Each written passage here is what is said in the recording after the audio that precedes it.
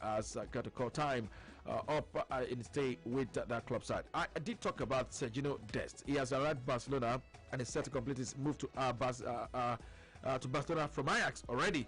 Let's also let you know Benfica have announced, of course, the signing of Nicolas Otamendi for around £50 million. It's joined on a 3-year deal. That deal was a very straight one.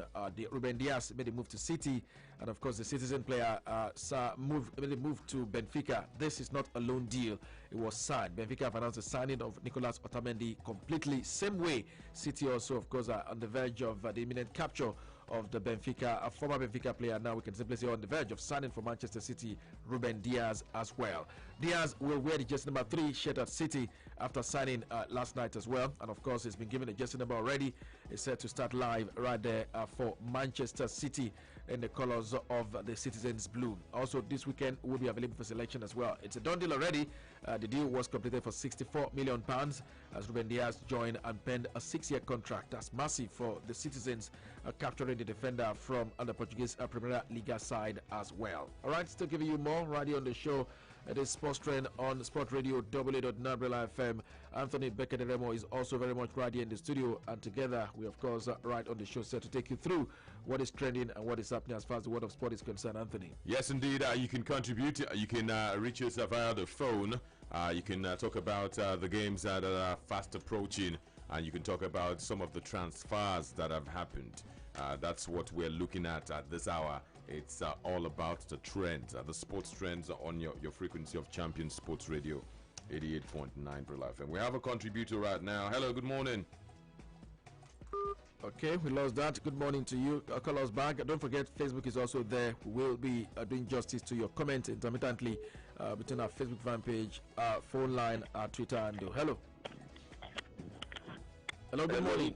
Yes, good morning to you. Right here, bro. You people. This is Kadri calling. Okay. Anthony. Good morning. Good morning, Kadri. I say, I really need that Benfica defender. Looking at what happened to Man City. He's not a Man City defender, self.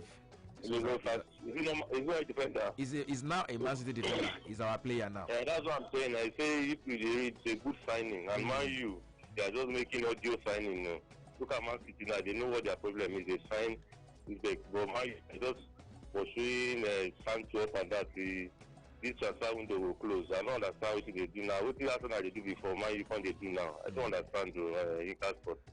I'm telling you the truth. But this game against Brighton, I want to see how they will play, because the last game it wasn't a convincing performance at all. Although they won, they said I got of football they will Man U that day. But today I want to see a different Man U. If they play well today, I know they don't try. But if they still play the way they play that day, I know there's a problem. Thank you. Okay, Callum Hudson-Odoi feels Bayern have more faith in his abilities than Chelsea, and of course has expressed his desire to join the Bavarians, as he has actually grown out of favor under current manager Frank Lampard. Well, Bayern, you remember Bayern at some point looked at him and they saw him as a viable option. Yeah. Those days, or in recent times, Bayern have had to look for replacements for Arjen Robben and Frank Ribery. One obviously on the right and one on the left. When these two were playing prominently for Bayern Munich, they were called is it robbery? Yeah. The combination of the two, Bayern have options. You look at Serge Gnabry, you look at Kingsley Coman, you look at Leroy Sané. They want more options, and that's why they've looked in the direction of Callum Hudson-Odoi. Whether Chelsea allow him go remains to be seen. When everybody's available, when Chelsea has everybody available, Callum Hudson-Odoi will not start. He's not the finished article. Yeah. And I think the player himself should also know that. Some players do not know when they are ready, when they are not ready. There are so many people ahead of Callum Hudson-Odoi. By the time will it be beneficial for him to make the move to Bayern? It's not even better than what they have at Bayern. That's the thing. But because he's young and he's a player that obviously can still learn, that's the irony with young players. They have their future, and he has in not even made the move to request for a loan, maybe to a lesser side that will be guaranteed of action of so play. I think it's something we want to monitor very, very well. Chelsea are yet to recover from what happened, what they did with Tariq Lamptey. Tariq Lamptey is proving to be a big loss for Chelsea. You look at how Tariq Lamptey, where he is now, a player they sold for 3 million. Brighton are hoping that the Popsy could sell him for 25 million to Bayern. Bayern maybe value him at around 15 million. That's to tell you about young players. They can grow.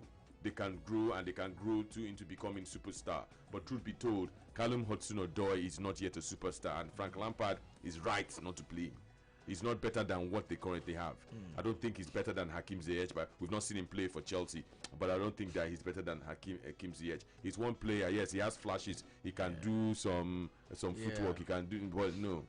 He should allow himself to grow, be coached. Even if he goes to Bayern, is it better than what they currently have? No. All right, Roma may have been the team expected to sign that man Chris Smalling, but then Inter Milan are credited with an interest, as there's expressed desire to also weigh up with an interest in 30-year-old player, Manchester United defender Chris Smalling. As it stands, Wales is deemed surplus requirement at Manchester United by Ole Gunnar Solskjaer, but then Roma want to come up with a fresh bid, and Inter also monitoring situation whether they should go for him. Should an Inter be going for Chris Smalling? He had a very productive campaign last season for Roma. Roma want him, but then Roma not ready to simply go all the way out to pay what United are expecting from them, and they want to improve, to submit an improved deal or bid for the player. Yes, interesting. Sometimes when you play on loan and then you do very, very well, the club side will just look at themselves and look at the player, and they tell themselves that this is the player we obviously have been looking for. We've had many instances when players go back on loan and there are no inquiries. You know, it's one thing when the player comes, plays on loan, and then go back, and then you talk to the club side, and then you cannot agree on a fee. That's not the case with Chris Smalling. Victor Moses today is back at Chelsea. The Inter Milan did not even do a follow-up. Simply because he did not give as much as they expected. Eric Mkhitaryan went to Roma on loan. They did a follow-up. He's not their player. Yeah. Alexis Sanchez went on loan to Inter Milan. After the loan spell, they did a follow-up. He's now their player. So it tells you sometimes about loan spells. Especially if it's one thing to send a player an incredible loan spells will most likely the parent club will want you back. An incredible loan spell. No, that's not even where I'm even going. It's one thing for a player to go out on loan to get education. The parent club will not want to sell. Yes. Even when you make inquiries, they will not want to sell. Well, how do you know the parent club does not want to sell? They don't put the option for you to buy. Yeah.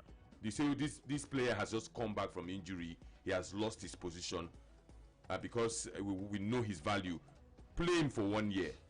Then after the loan spell, come back. Dani Ceballos is an Arsenal player on loan from Real Madrid. The Arsenal team saw something in him. Real Madrid still does not see that in him. They want him to grow, perhaps get better, and by the time he gets better, and he can displace those players they currently have in the center of their midfield, meaning that Dani Ceballos in the eyes of Real Madrid and Zidane is not at the level of Toni Kroos, not at the level of Casemiro, definitely not at the level of Valverde, not at the level of Luka Modric. That's why he's on loan at Arsenal. They still have second thoughts. They probably would sell him at the end of the day to Arsenal, but presently he's not making the cut at Real Madrid because they see something in him. It is one thing for Lawrence Karius. Liverpool wanted to dispose of him. Mesut Ozil is an Arsenal player. Nobody wants to even take the player on loan. There's a difference. In the case of Man United now, they've realized that Roma wants the player. They don't want, but they want to sell at an optimum price. Okay, well, where is the place of Antonio Rudiger in the Chelsea setup defensively? Is Christensen better? Is Thiago Silva better?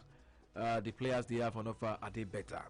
Well, that's a difficult question. Because at some future point, is uncertain. At some point, I thought Antonio Rudiger was Chelsea's best defensive. Their defender. I thought it was their best defender, but over the past few months, he suffered 1 or 2 injuries. And maybe he has lost, he has lost a yard of pace. Yeah. The Chelsea defenders come with different attributes. If you want ruggedity, tenacity, go for Zuma. Zuma has it. Although it miscalculates. If you want the same level of ruggedity, not the same level, but something similar ruggedity, and you go to Rudiger too. Yeah. Then what if you want durability, maturity, you go to Aspilicueta. Yeah. If you now want youthful exuberance, Christensen, Rhys James. If you want forward play, Alonso. But none of them seem to cut it when it comes to their defensive attacking defender. He does, yes, he's an attacking defender. He offers more up front. He carries a threat. Yes, whether for crosses, whether for front or even shots. Yeah, than his natural. I think he's the most dangerous Chelsea defender. Yeah. But it's not at the level of Ashley Cole. So Chelsea, Ashley Cole will do goal line clearance. Yeah. I don't know how many goal line clearances he did in his Chelsea career. And still move forward. When the goalkeeper is beaten, you know that Ashley Cole is on the line to clear the ball. Yeah. So he will not score